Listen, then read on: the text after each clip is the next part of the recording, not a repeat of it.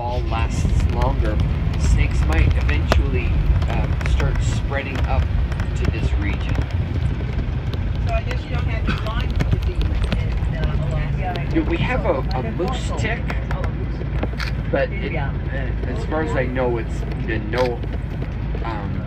had no effect on humans. It doesn't bother humans, but again, that could change. This is the East Fork of the Toklat, or what we just call the East Fork River. It's fed by glaciers. You can tell because it's dirty looking. The glacier pushes forward like a big bulldozer, that big chunk of ice. It's grinding up all the rock and dirt in it. And then when it begins melting, it deposits those ground up particles as silts into the water. They stay stirred up, stay agitated in the water. So you can always tell up here in Alaska anyway, or whether it is glaciation, if it's a glacial river or a spring-fed rainfall river.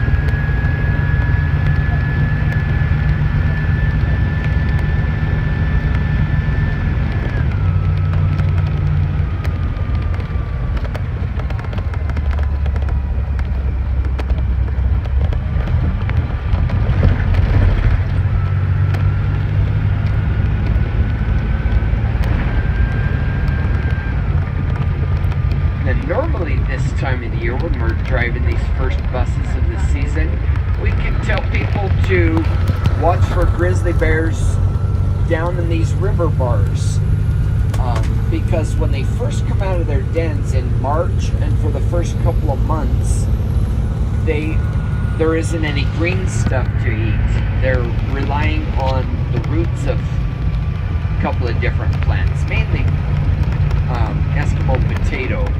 Called Eskimo potato because the natives recognized they could eat that root as a source of starch. It doesn't look like a potato, it's a long, thin root, but bears also know that they can eat that, and so it grows really well in disturbed soils like river bars, roadsides sometimes, and so we can watch for them down there. But this year it started greening up 2 or 3 weeks early. We don't know where to tell you to look for bears. We're not seeing very many, I'll tell you that. The landscape is changing. Again, the rise of woody vegetation, shrubs in this case, is taking over the grassy slopes that bears have utilized in the past, even recent past, my past. I've only been here 24 years, and I can see the change that has occurred with my own eyes. So that means bears have to go somewhere. They can't adapt quickly enough to eating shrubs. They eat grasses at this time of the year.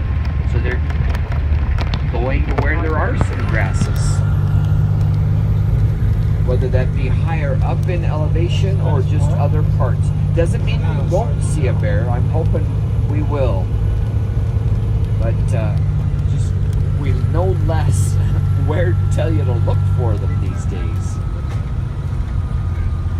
Beautiful big patch of ice down below us. That's just overflow ice left over from the winter freeze and flow of this river.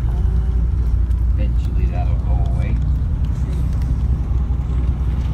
This beautiful area we're driving through is called Polychrome Pass. Polychrome comes from the Greek. It means many colors because of this beautiful rock we drive in.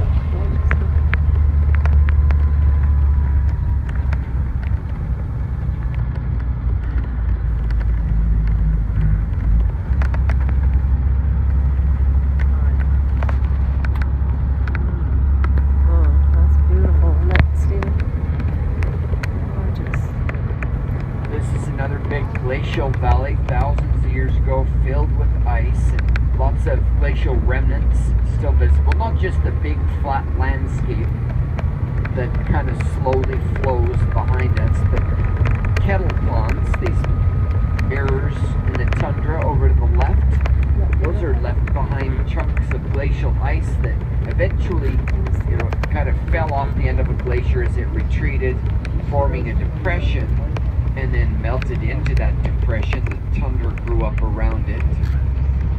Call those kettle ponds. And then you might even see a couple of big boulders out there as we climb up here. Those are called glacial erratics. Big rocks that were erratically placed as they traveled along the conveyor belt of a glacier and then eventually got dropped off the end when it retreated.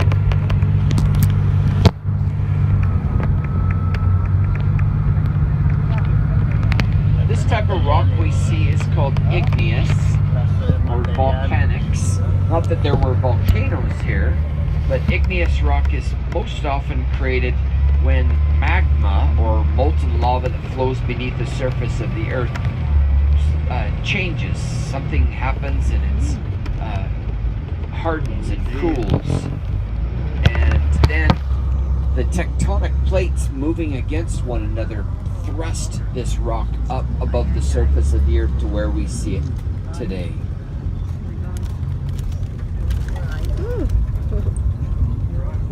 The yellow rock we've been driving in is called rhyolite, and then this red stuff is called basalt.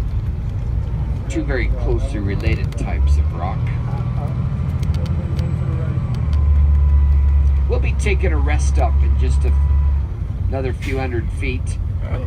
It's not your typical rest stop. There aren't any restrooms or anything. It's just a nice place to get out and enjoy this incredible view. They have built a little trail system up above where I parked the bus. You're welcome to go up there as long as you stay on the trail. Please don't step into the tundra and kill it further. You'll notice big patches that people have trampled to death. Oh yeah, there's a squirrel there. Squirrel at 3 o'clock. 3 is over here. Is it still there? Yes, it's just sitting there. It's like that 5 It's just o'clock. standing there. Oh, it's gone now. Okay. You'll see it up on that trail system I was just... She's there. She's gone. No, she's there. We're good. It's gone. I don't see it, I'm afraid. Maybe it was just because I was further forward, huh? It's behind Behind that little bush, yeah. I figured. You'll see them scrambling around in the up here at this rest stop. If you walk up on that trail, you might see them. They look a lot like a prairie dog. Beautiful little critter. Don't feed them. Don't even interact with them. Just enjoy seeing them in their natural habitat. We'll be here 10 minutes. We don't stop here on the way back, so make use of this now. And then half an hour after we leave this stop, we will be down at a restroom. I love the view from out to the left of where I parked the bus. That's the best place to enjoy this big wide valley. Maybe you want to stroll down the road a little ways to get away from people. You can hear the river below you or the breeze through the brush.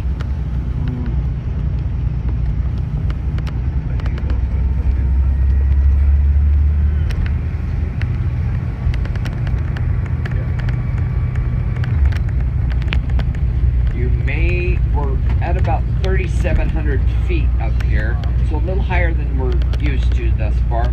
You may want to take a jacket, especially with the breeze. Lots of incredible flowers. Yellows are cinquefoils or rose, little bluebells. These beautiful pinks here are called spring beauty. Just different habitats for different things. These spring beauties like this falling rock, interestingly.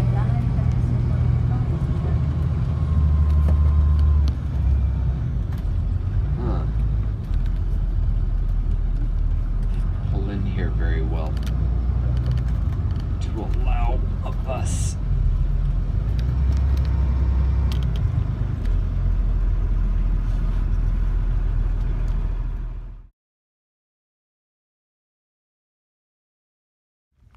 The trail's on the other side of the bus.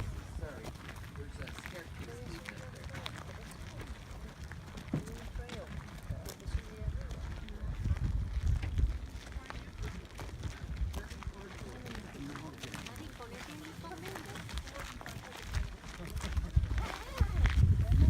Tundra. Memo.